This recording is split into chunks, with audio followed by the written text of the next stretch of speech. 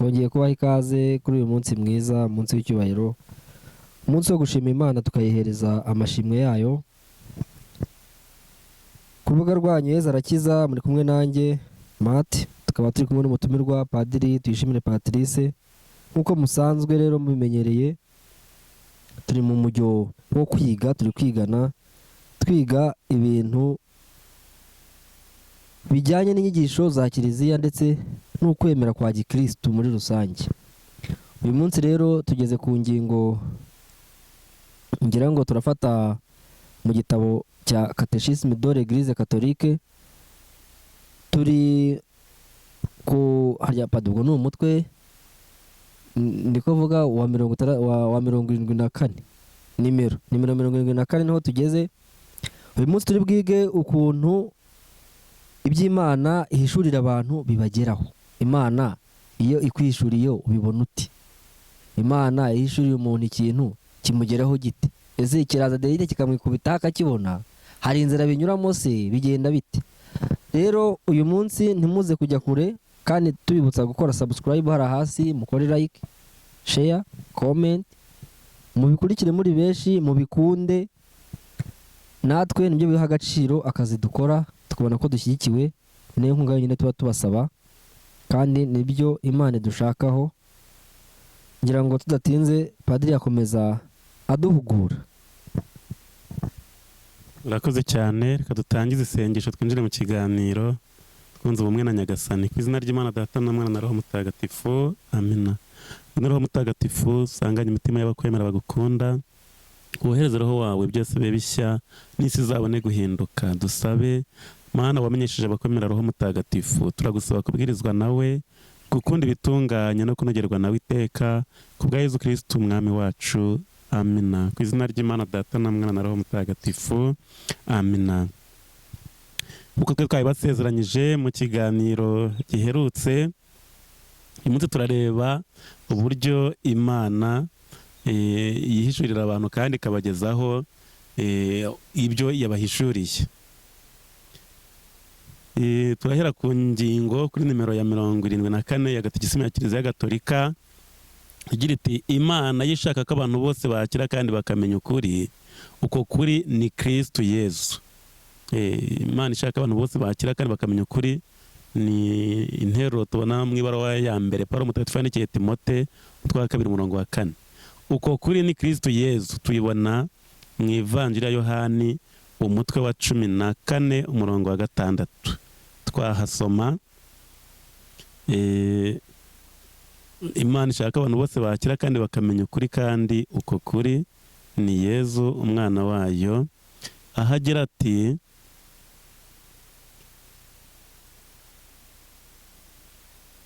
Yezu burahera ku murongo wa 5. Tomasi aramusubiza ati: Nyagasani, twe tutazi aho ugiye ukabona ko twamenya inzira dute? Yezu aramusubiza ati: ni njye nzira n'ukuri n'ubugingo. Aha biratwibutsa na cya kibazo Pilato yabajije Yezu ngo ukuri ni iki? Yezu ntamusubize, ariko ashaka kumubwira ati ukuri ni njye, akabona atabasha kubyakira. Yego, niwe nzira n'ukuri n'ubugingo. Ni ngombwa rero ko Kristo amenyeshwa ibihugu byose n'abantu bose, bityo inkuru nziza y'umukiro ikagera ku mpera z'isi. Tubibona n'ubundi mu Ivanjiri ya Matayo umutwe wa 8 umutwe wa 28 umurongo wa 19, aho Yezu wazutse yatumaga abigishwa be, ndetse twahera no ku murongo wa 16 kugira ngo birusheho kumvikana. Nuko abigishwa 11 bajya mu Galileya ku musozi Yezu yari yarabarangiye. Bamubonye barapfukama, bamwe ariko bashidikanya.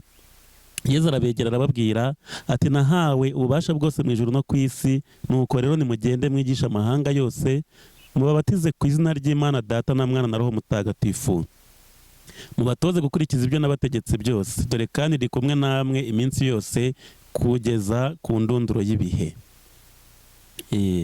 Urumva rero ni itegeko rya Nyagasani ko bagomba kwigisha Kristo akamenyekana kugera ku mpera y'isi, bakamenya iyo nkuru nziza y'umukiro yatuzaniye. Uburyo rero Imana yihishurira abantu cyane cyane mu gihe turimo cy'isezerano rishya, turahera ku ruhererekane rw'intumwa. Uruhererekane rw'intumwa, kuko Kiliziya Gatolika tuzayibona ishingiye ku ntumwa, ishingiye ku kwemera kw'intumwa. ngo ibyo twemera ni ibyo twashyikirijwe n'intumwa. uko zabishyikiriye zagiye zibihererekanya kugeza uyu munsi bigihari. Uruhererekane rw'intumwa rero nirwo dukesha ukwemera, kuko twemera ibyo intumwa zadushyikirije. Sinzi niba uhumva neza. Ukwemera kwa Kiliziya Gatolika gukomoka ku ntumwa, ku kwemera kw'intumwa. Ishingiye ku ntumwa, nicyo bivuze. Yezu yabwiye Petero ati uru rutare, kandi kuri urwo rutare nzubakaho Kiliziya yanjye. Bivuga ngo wenda tuzahagera nitugera kuri iyo ngingo, tuvuga ngo Kiliziya ni imwe itunganye, Kiliziya ya Yezu. Hashobora kubaho nyinshi, ariko iya Yezu yashinze ni imwe, niyo ngiyo ishinze ku rutare Petero afatanyije n'izindi ntumwa. Iyo tuvuga rero ngo uruhererekane rw'intumwa, ni ibyo intumwa zakiriye kuko zabanye na Yezu, zikabibika neza, zikabishyikiriza abazisimbuye, gutyo gutyo gutyo kugeza uyu munsi. Uruhererekane rw'intumwa rero ni iki? Kristo Nyagasani we Imana umusumba byose yatwigaragarijemo byuzuye, amaze kwigisha no gushyira mu ngiro inkuru nziza yiyigishirije ubwe, uko byari byaravuzwe n'abahanuzi, yategetse intumwa ze kuyigisha abantu bose ko ariyo soko y'ukuri gutanga umukiro, maze bikabaha kwakira ibyiza by'ijuru. Abantu bakwigishwa iyo nkuru nziza bakakira ibyiza by'ijuru. Inyigisho z'intumwa. Igikorwa cyo kogeza inkuru nziza y'umukiro uko Nyagasani yabibategetse cyakozwe mu buryo bubiri. Ngo turi kureba ko Imana yishuriye abantu bibageraho. Intumwa rero zigishije mu buryo bubiri. Icya mbere, uburyo bwa mbere, mu magambo.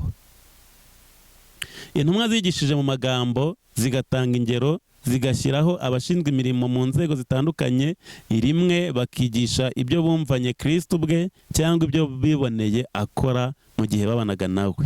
Ubundi zikigisha cyangwa zigakora ibyo zabonaga ko zisabwe na Roho Mutagatifu. Turaza kubibona intumwa zakoranye na Roho Mutagatifu cyane. Mu nyandiko zandikwaga n'intumwa ubwazo cyangwa zikandikwa n'ababanaga nazo, bamurikiwe nanone na Roho Mutagatifu, bandikiraga abantu ngo babagezeho ubutumwa bw'umukiro. Tubona amabaruwa nuko nguko yari ameze. Ntabwo bandikaga bazi ko bari kwandika ivanjiri, bazi ko bari kwandika Bibiliya. Bandikira abantu aribyo babasobanurira.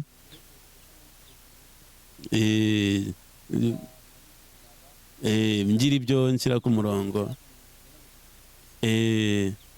Ubwo nuko amabaruwa ya Pawulo Mutagatifu yabayeho, nuko amabaruwa 2 ya Petero yabayeho, nuko amabaruwa 3 ya Yohani yabayeho, nuko amabaruwa ya Yakobo yabayeho, ya Yuda, nuko iriya yandikiwe Abaheburayo yabayeho. Ntabwo bari bazi ko bandika Bibiliya, bandikaga inyigisho bazoherereza amakominoti. Oya, ni Yuda murumuna wa Yezu. Kuko rwamugambaniye yari yamaze gupfa. Yuda utari Isikariyote. Uburyo rero mu nyandiko rero bandikiraga abantu ngo babagezeho ubutumwa bw'umukiro, bakabwira.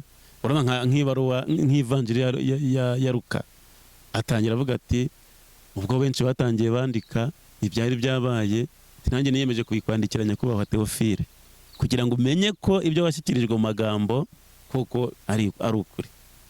Atangira kubaririza abari barabanye na Nyagasani, abaza abantu benshi cyane, bavuga ko yabajije na Bikira Mariya ubwe. Uruhererekane rw'intumwa rwakomereje mu bazizunguye. Iki kintu kirakomeye kuko abantu benshi cyane cyane mu madini y'ibyaduka bagira ngo amadini ni ikimanuka. Kiliziya turayibona uko yashinzwe na Yezu ntabwo yigeze ihagarara. N'ubuyobozi bwayo uko Yezu yabushyizeho ntabwo bwigeze buvuga ngo abo yashyizeho ngo barapfuye birarangiye ngo ubwo birahagaze. Oya, upfuye yazungurwaga n'undi gutyo gutyo kugeza uyu munsi. Tuzabibona. Reka turebe ngo uruhererekane rw'intumwa rwakomereje mu bazizunguye kugira ngo inkuru nziza ikomeze kubaho gifitemo ubuzima kandi nta kiyihungabanyije cyangwa ngo hagire igitakara. Intumwa zasigiye umurimo wazo bwite wo kwigisha abepiskopi bazizunguye. Mu by'ukuri inyigisho z'intumwa zari zikubiye by'umwihariko mu bitabo bitagatifu, zagombaga kubungabungwa n'uruhererekane rutigera ruhagarara kugeza ku ndunduro y'ibihe. Ngo twabibonye mu ivanjiri ya Matayo 28 umurongo wa 20. Nimero ya 78. Uko guhererekanya inyigisho byakorwaga muri Roho Mutagatifu nibyo byitwa uruhererekane nk'inyigisho zibangikanye n'ibyanditswe bitagatifu ariko zunze ubumwe nabyo. Aha tugeze ku bintu bibiri. Aha ube maso n'abadukurikiye babe maso, kuko ibi bintu bibiri bikomeye Kiliziya igenderaho abatabifite babura aho bafatira, kuko bifite akamaro cyane mu kuzuzanya. Uko guhererekanya inyigisho byakorwaga muri Roho Mutagatifu nibyo byitwa uruhererekane nk'inyigisho zibangikanye n'ibyanditswe bitagatifu ariko zunze ubumwe nabyo. Urumva intumwa zari zifite isezerano rya kera gusa, hanyuma nazo zikigisha mu magambo. Mu nyandiko ntabwo bari bazi ko bari kwandika Bibiliya, basobanura neza ibyo bari kwigisha, bakigisha ibyo Yezu yavuze, ibyo yakoze, ingero yabahaye, hanyuma n'ibyo Roho Mutagatifu abahishuriye. Bo bumvaga ari inyigisho bari gutanga, ntabwo bumvaga ko, ntabwo bari bazi ko bizanandikwa, naho babyandikiye kugira ngo bagire ibyo bohereza abantu ntubashe kubageraho. Na Paul Mutagatifu yandikiraga amakominote yashinze akaba atakiri kumwe nabo, cyakora akababwira ati nzabasobanurira birambuye, ariko icyo ngicyo azabasobanurira birambuye ntabwo kiri muri Bibiliya, sibyo? Ariko nyine akabirambura. Mu kubirambura noneho hazamo bya bindi Kiliziya ifite yonyine abandi batabona muri Bibiliya, bakaba bati bise babikuye. Cyangwa se Yohani Intumwa akavuga ati hari ibindi byinshi Yezu yakoze bitanditswe muri iki gitabo, uwabyandika akabirondora ntibyabona aho bikwirwa. Ibyo barabivugaga mu magambo, biracyahari ntaho byagiye, ariko bikaba bitanditse. Ibyo nabyo rero byitwa ijambo ry'Imana, ko biri mu nyigisho z'intumwa. Byitwa ijambo ry'Imana riri mu ruhererekane. Muri urwo ruhererekane Kiliziya yagumanye ubudatakara amahame yo kwemera kwayo, imibereho n'ubuzima byayo, uburyo bwo gusenga bwayo, kandi igakomeza guhererekanya igisekuruza ku kindi icyo iri cyo cyose. Urumva Kiliziya nk'umuryango w'Imana uburyo ibayemo n'ibyo yaragaga abavutse gutyo gutyo kugeza uyu munsi. Rero bahererekanyaga igisekuru ku kindi icyo Kiliziya iri cyo uko iri kose, nta na kamwe gatakaye. N'ibyo yemera byose uko byakabaye, uko yemera kose uko kwakabaye, nta na kamwe gatakaye, barabihererekanyaga. Inyigisho z'abakurambere ba Kiliziya zihamya neza uko gukomeza kubaho n'ukwigiramo ubuzima by'urwo ruhererekane, kandi ubukungu bwarwo bukagaragarira mu mikorere n'imibereho bya Kiliziya yemera kandi isenga. Bivuze ngo uko Kiliziya iteye n'uko ibayeho bijyana n'ukwemera kwayo, bikajyana n'uburyo isenga. Reka nguhe urugero. Kiliziya yemera ko ubuzima butarangirira kuri iyi si bukomereza ahandi, kandi abapfuye ntabwo tuba dutandukanye, isano dufitanye igumaho. Uko kwemera niko gutuma mu gusenga ishobora gusabira n'abapfuye. Bivuga ngo uko wemera bihita bigena uko usenga. Urabyumva? Uko wemera bikagena imiterere yawe. Niba kiliziya uko intumwa zadushyikirije ukwemera, tugomba kubaha abayobozi, tukubaha ibitagatifu, tukubaha ijambo ry'Imana, tukubaha kiliziya. Ibyo bituma no mu myitwarire ubona umukristo yinjira mu kiliziya ukabona afite ubwitonzi, nuko ariko yemera, bigahita bigena n'imyitwarire inyuma. Bivuga ngo uko kiliziya yemera nibyo bigena uko ibaho, ni nabyo bigena uko isenga. Igitambo cya misa, urundi rugero, Yezu wadutegetse ngo ibi mujye mubikora bibe urwibutso rwanjye.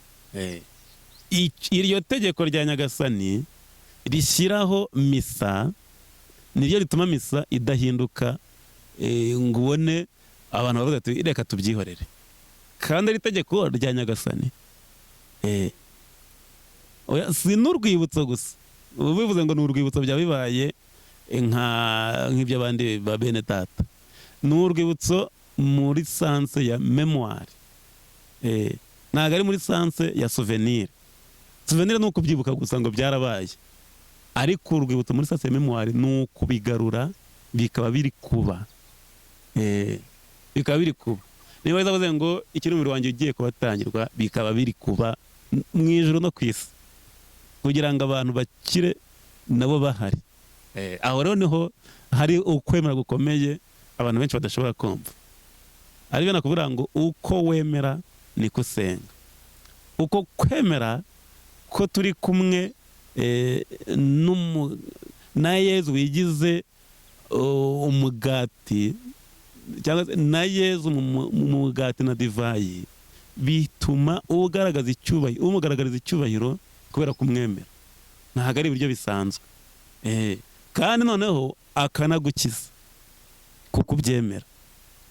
Kuko uri kumwe n'umukiza rero ugomba kwitwara nk'uri imbere y'umukiza, ntusamare.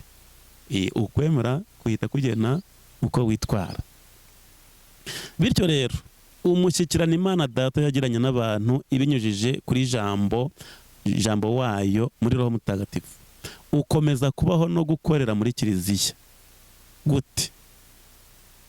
Imana yavugishije abasokuruza mu gihe cya kera ntihwema gushyikirana n'umugeni w'umwana wayikunda cyane na Roho Mutagatifu, utuma ijwi ry'inyabuzima ry'inkuru nziza ryirangira muri kiliziya, na kiliziya igatuma iryo jwi ry'inyabuzima ryirangira ku isi, rikinjiza abemera mu kuri nyako, rigatuma ijambo rya Kristu ribaturamo rigasagamba rwose.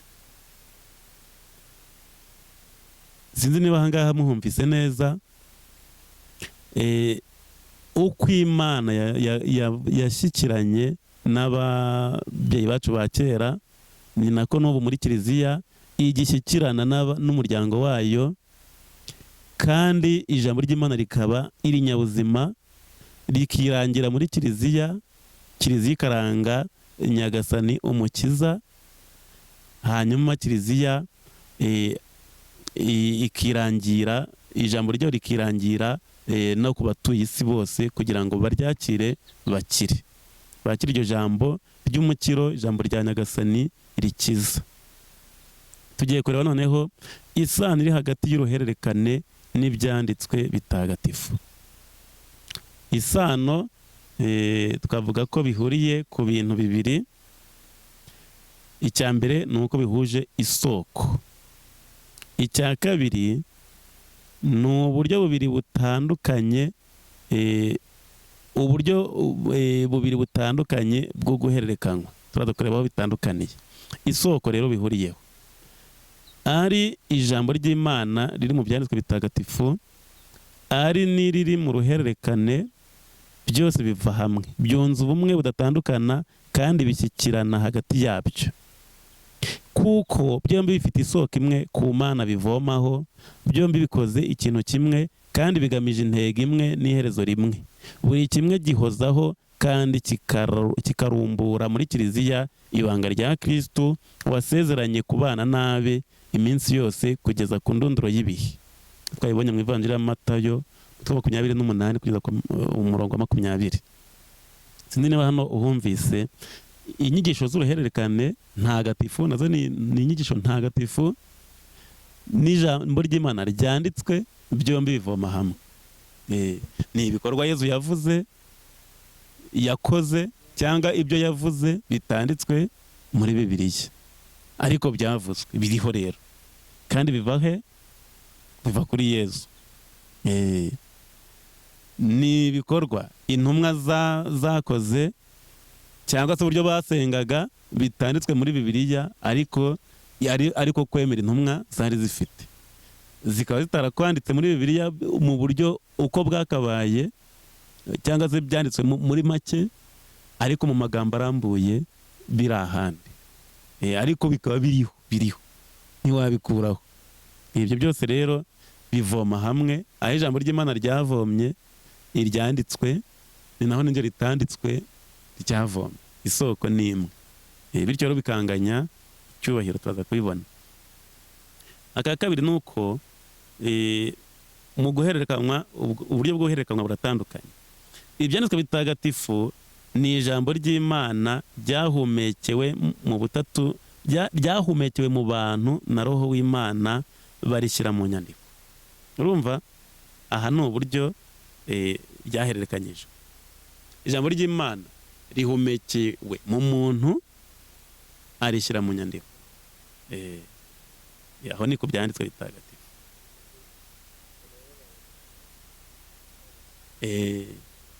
Hanyuma rero uruhererekane rutagatifu rwo rugizwe n'ijambo ry'Imana intumwa zashyikirijwe na Kristo Nyagasani ndetse na Roho Mutagatifu, nazo zirishyikiriza abazizunguye uko ryakabaye ntacyo zihinduyeho, kugira ngo bamurikiwe na Roho w'ukuri mu kuryigisha baririnde, baritangaze kandi baryamamaze mu budahemuka.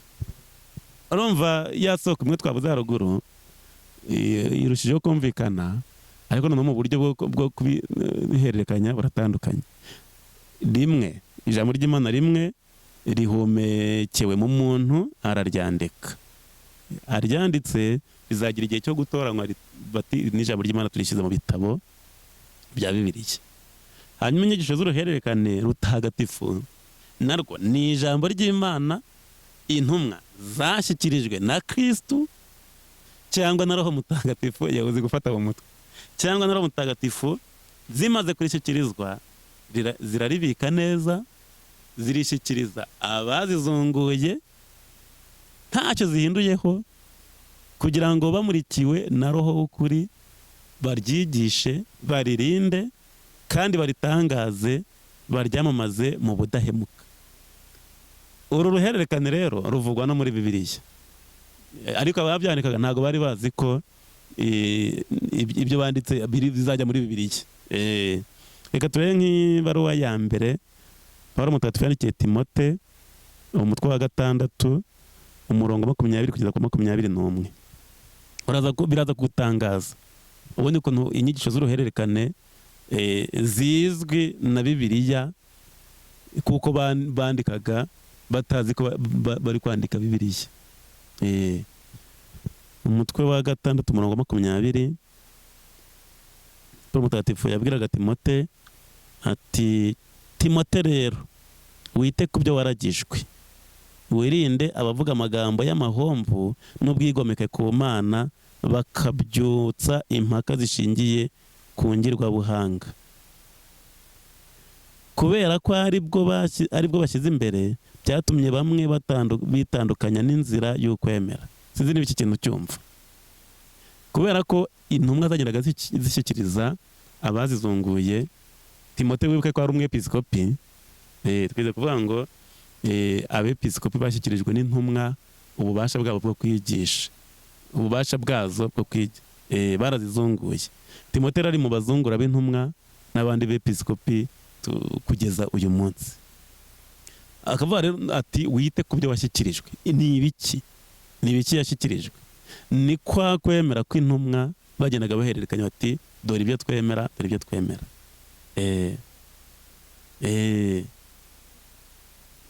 Yego, akavuga ati rero wite ku byo washyikirijwe. Tubibona no mu ibaruwa ya kabiri, arongera akabitsindagira.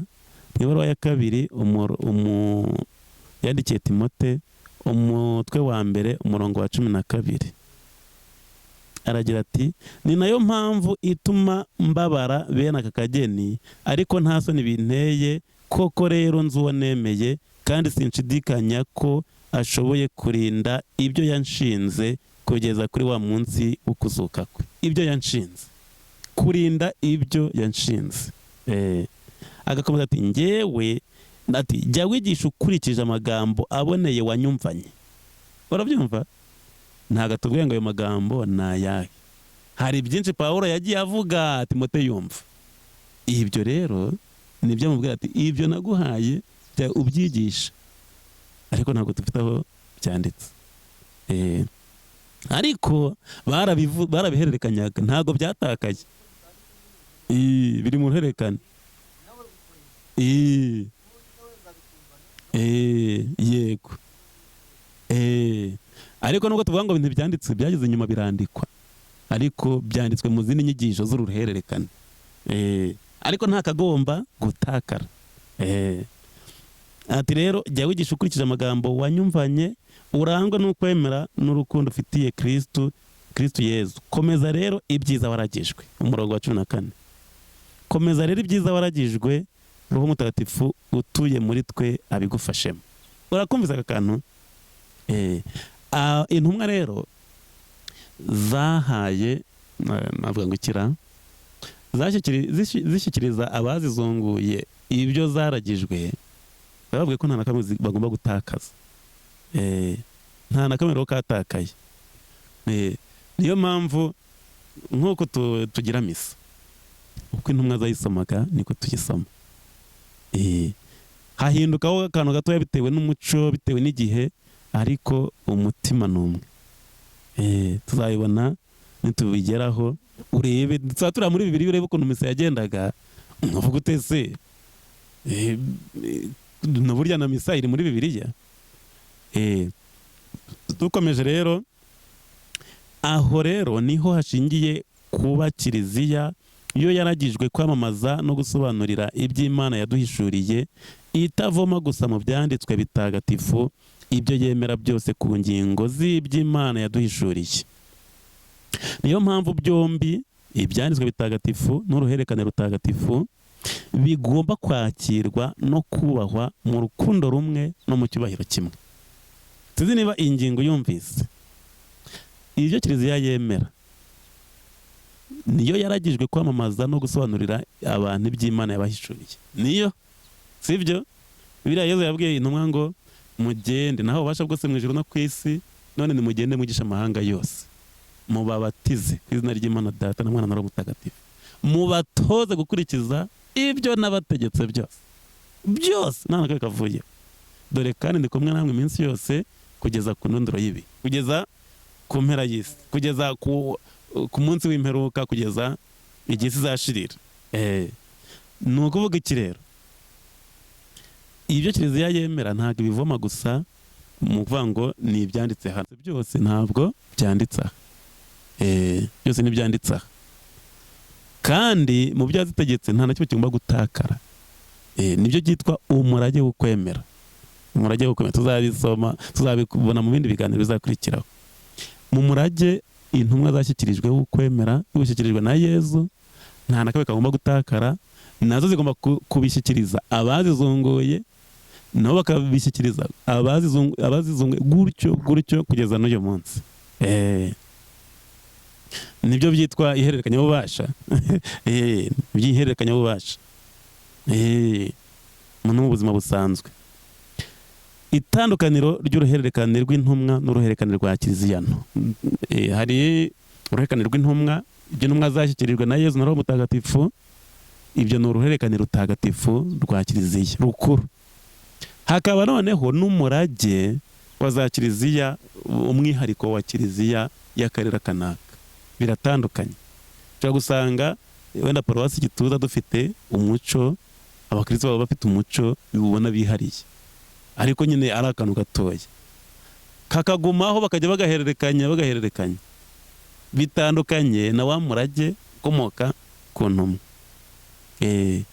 Reka nguhe nk'urugero, nk'ina haba umuco mwiza bagira, nafata nk'uruhe rugero, hari nk'ikintu cyaje cyo imiryango remezo ikagira inshuti z'umuryango remezo, umuryango remezo ukikora ukajya gusura undi muryango remezo wo mu yindi santarari.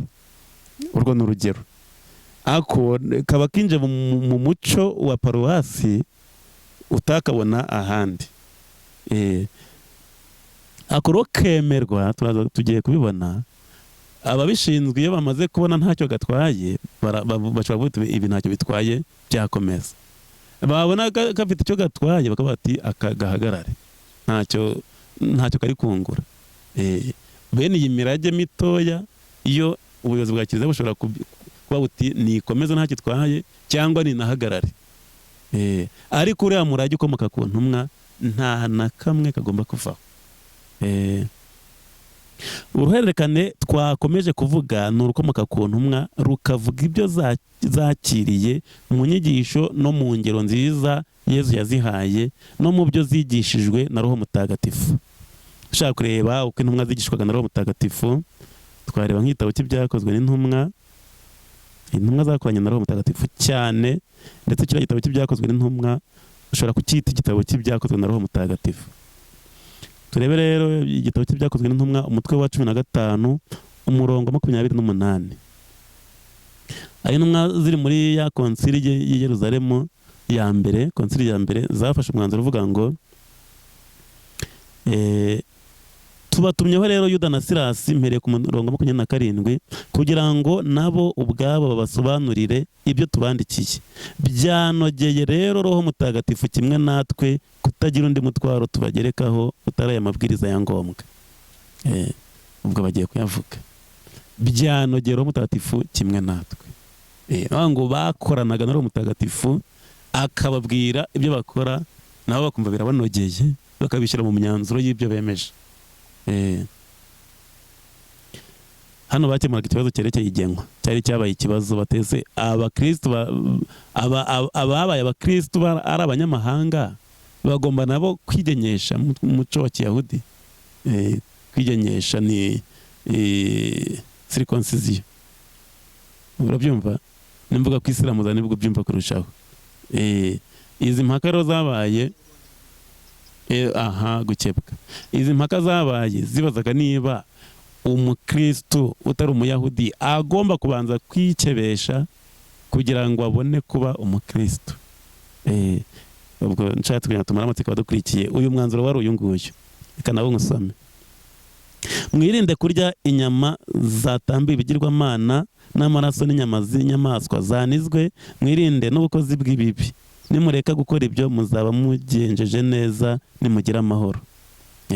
Kuko bavugaga bati ibyo by'amategeko ya Musa bifite ababyigisha bo mu idini ya Kiyahudi, naho ababaye abakristo nta kindi twabagerekaho.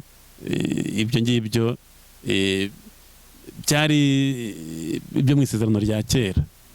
Kuko twarabibonye mu isezerano rya kera umuntu yinjiraga mu muryango w'Imana bikesha kugenwa, kuko ryari ryo sezerano. Hanyuma twebwe umuntu yinjira mu muryango w'Imana bikesha batisima, ishushanya gupfa no kuzukana na Kristo, ukakira ubuzima bushya bw'abana b'Imana, ukaba umwana w'Imana.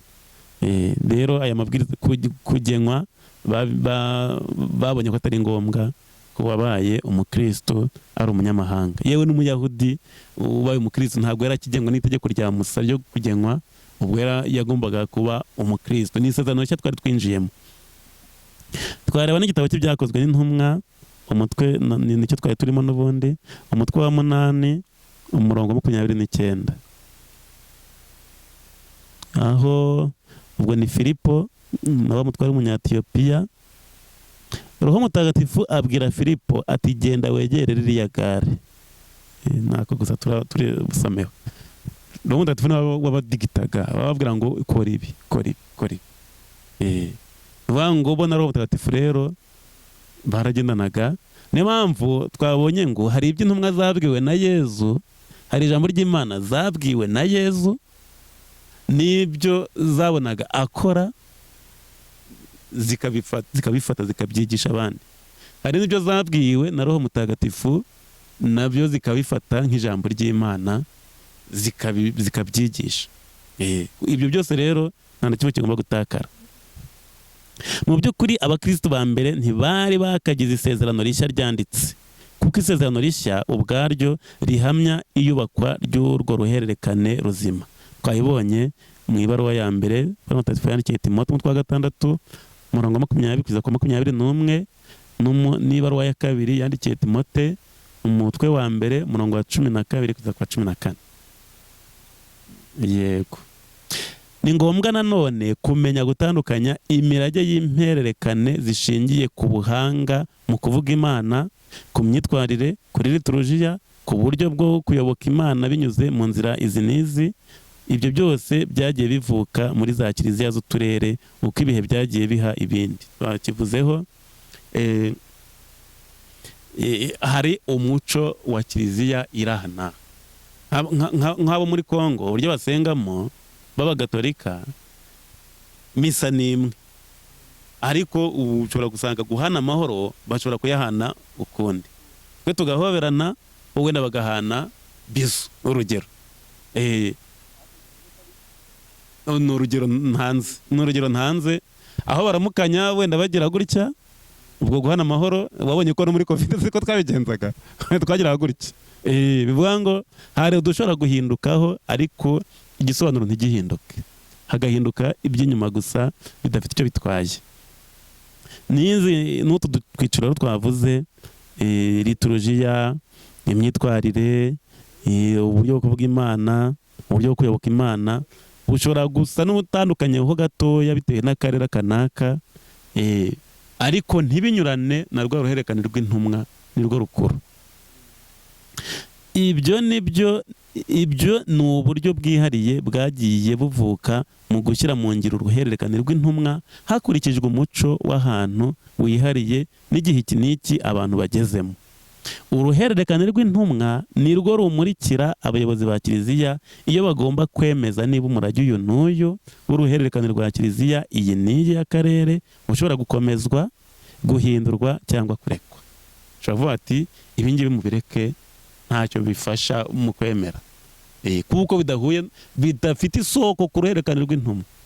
Tugomba gusubira ku isoko iteka ryose. Yego, cyakora ibidafite icyo bibangamiye uruhererekane rw'intumwa n'ijambo ry'Imana ushobora kubishyiramo, bikaba ari uburyo bwo kumva neza ibyari byaravuzwe. Ari uburyo bwo gusobanukirwa no gushyira mu bikorwa ibirushijeho kumvikana neza. Wenda nguhaye nk'urugero, ntabwo nk'uruhe rugero, reka ngo urugero kuri batisimu. Uriya Yezu abwira intumwa ze ngo mugende mubatize, ntabwo yabwiye ngo muzabatiza gutya, sibyo? Kumenya ngo basuka amazi ku gahanga biri hehe? Kumenya ngo baribiza biri hehe? Mu isezerano rishya ntaho. Ntaho. Banga intumwa nizo zagennye ngo tuzatubatiza gutya, ni nazo zishobora kugena ngo tuzatubatiza gutya. Nko muri covid wabonye ko baravuze ati tuzajya duhaza gute, bamwe ati ni ku kayiko. Ibyo bigenda bihinduka bitewe n'uko aho situasiyo igeze, bitewe n'ubuzima kiliziya igezemo uko bumeze. Niba batizaga mu kwibiza hakaza icyorezo tuma abantu badashobora guhurira mu kizenga kimwe, icy'ingenzi niba ari amazi wayasuka aho ushaka. Gutyo intumwa zifite ububasha bwo kuvuga ngo tugiye kubigenza gutya, dushyira mu bikorwa ibyo Nyagasani yadusabye.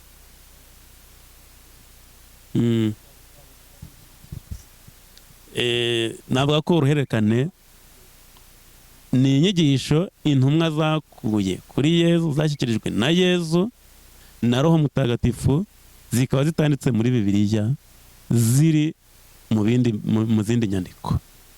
hakaba nta kagomba gutakara.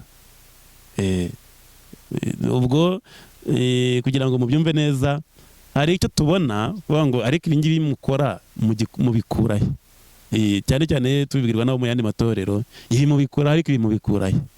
Hari ibiri muri Bibiliya bavuga ngo mubikore ugasanga binarimo batari babibonye, hakaba harimo ibirimo mu ncamake ibisobanuro byabyo biri muri izo nyigisho zindi, hakaba ibirimo mu marenga ibisobanuro bicukumbuye biri muri izo nyigisho z'uruhererekane, kuko ibintu byose birahari.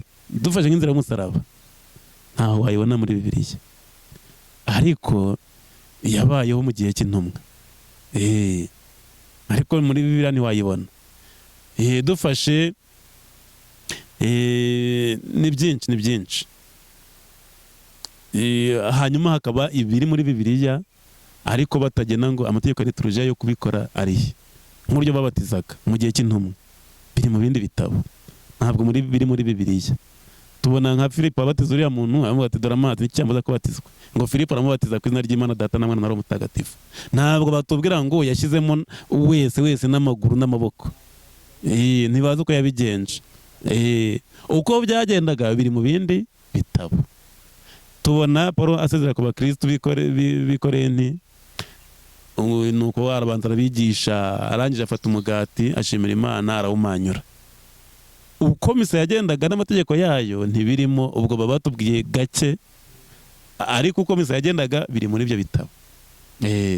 Tubona bavuga bati nimuhura ku munsi wa Nyagasani mugiye kumanyura umugati muzatange n'imfashanyo, tukabibona muri Bibiliya. Ariko ntabwo tubonamo ngo umugati bawumanyuraga gute. Tubona Paulo Mutagatifu umwe yandikiye Abanyakorinti abatonganya ngo mu gihe cyo guhazwa ngo bahazwa nabi, bagacuranywa nabo, bamwe bakarya byinshi abandi bakarya bike.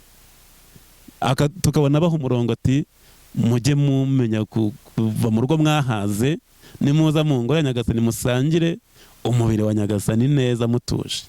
Ariko ntituzi ngo misa yatangiraga gute. Muri Bibiliya ntabwo birimo, ngo batangizaga indirimbo y'intangiriro bagakurikizaho. Ibyo biri mu bindi bitabo by'inyigisho z'uruhererekane uko byagendaga. Urumva se ari cyo uruhererekane rutwaye? Ahubwo rufite akamaro nk'ak'ijambo ry'Imana. Kiliziya rero ibitwara byombi, itwara byombi. Niyo mpamvu hano ubu twavuga ko hano harimo izo nyigisho z'uruhererekane, ariko n'iza Bibiliya byombi bikaba byunze ubumwe muri izi nyigisho za Kiliziya.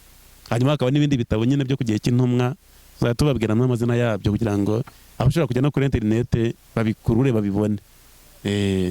Hanyuma ikindi navuga, ntabwo Bibiliya cyane cyane ibitabo bibonda by'isezerano rishya ntabwo byanditswe ari Bibiliya 27 gusa, byari byinshi cyane. Kiliziya niyo yicaye iravuga iti dutoranyemo ibi nibyo byadufasha mu kwemera, ibindi si ngombwa. Nubanga ibyo byose hari aho biri. Nabira twavugaga inzira y'umusaraba, ari amazina ya Veronika wahanaguye Yezu mu maso, ntiwabibona muri Bibiliya amazina ye, ariko mu nyigisho z'uruhererekane biba birimo. Bango Yezu agubwa mbere, Yezu agubwa kabiri, ntabwo biri muri Bibiliya, biri mu nyigisho z'uruhererekane. No muri amavanjiri ushobora kubibonamo, ariko abitswe nk'inyigisho z'uruhererekane, ariko harimo wenda ibyo babona bitari ngombwa ko bishyikirizwa abantu, wenda kuko birimo amakabya nkuru, bamaze kubishishoza bakabona wenda amagambo byanditswemo atarayakoreshwa mu isengesho.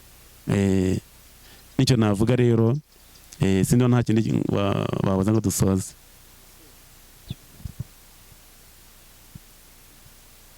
Yego. Ikiganiro gitaha tuzareba ninde muntu wemereye gusobanura ibyo ukwemera, ninde bifitiye ububasha, tuzabireba. Ku izina ry'Imana Data na Mwana na Roho Mutagatifu, amena. Nyagasani Imana yacu turagushimira ko watwigaragarije ukaduhishurira ibyiza uduhishiye mu ngoma yawe, kandi ukatubwira ko natwe turi abagererwa murage b'iyo ngoma nk'abana mu rugo rwawe, mu muryango wawe.